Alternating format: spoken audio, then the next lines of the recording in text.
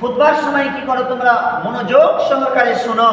কেননা আল্লাহ রাসূল সাল্লাল্লাহু আলাইহি সাল্লাম হাদিসের মধ্যে বলেন, জুমার খুতবার সময় যে অমনোযোগী থাকলো, খুতবা চলছে আর খুতবা চলার সময় কোনো ব্যক্তি যদি অমনোযোগী থাকলো, কথা শুনলো না, খুতবা বুঝলো না, খুতবা শুনলো না, মনোযোগ দিল না, মনোযোগ না দেওয়ার একটি কারণ তা হলো আমরা অনেকেই আছি আগে এসে বা আজানের সময় এসেও আমরা বসে আমরা কি করি, খুতবা কি বলল, ইমাম সাহেব কি খুতবা দিল, সেই বিষয়ে আমাদের ভাবনা, সেই বিষয়ে আমাদের চিন্তা, সেই বিষয়ে আমাদের গবেষণা নেই, ভাবি না, বুঝি না, শুনি না। এসেই আমরা কি করলাম, এক পা উঠিয়ে একটা হাত গালে লাগিয়ে দিয়ে আমরা ঘুমাতে শুরু করলাম। আল্লাহ রাসূল সাল্লাল্লাহু আলাইহি সাল্লাম ঘুমাকে নিষেধ করেছেন। যে জায়গাতে বসে ঘুমাছে সেই জায়গা কি করে একটু সরে বসো, এবং ইমাম খুতবা দিচ্ছে সেই খুতবাকে মনোযোগ সহকারে শোনো। আপনার উচিত যে ইমাম সাহেব বক্তব্য দিতে গেলে, বক্তব্য দেয় সেই সময় আপনাকে মনোযোগ সহকারে কি করা, খুতবা শোনা। কারণ বা নিজেকে অন্য কাজে ব্যস্ত রাখে।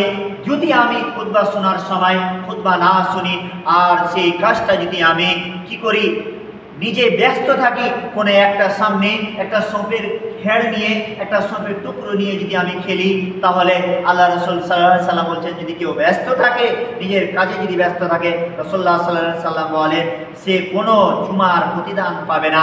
মুসনাদে আহমদ 719 নম্বর হাদিস, আল্লাহ রাসূল সাল্লাল্লাহু আলাইহি সাল্লাম বলেন।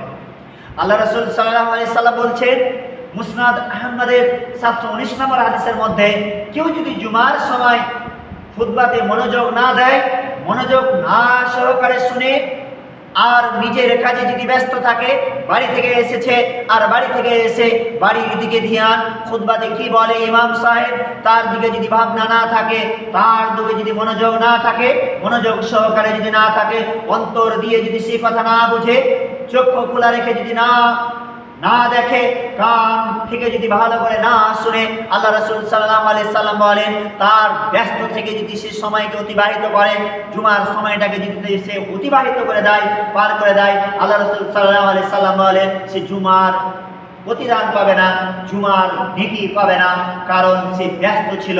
মুসনাদে আহমদ 719 নম্বর হাদিস। তাহলে এটা হচ্ছে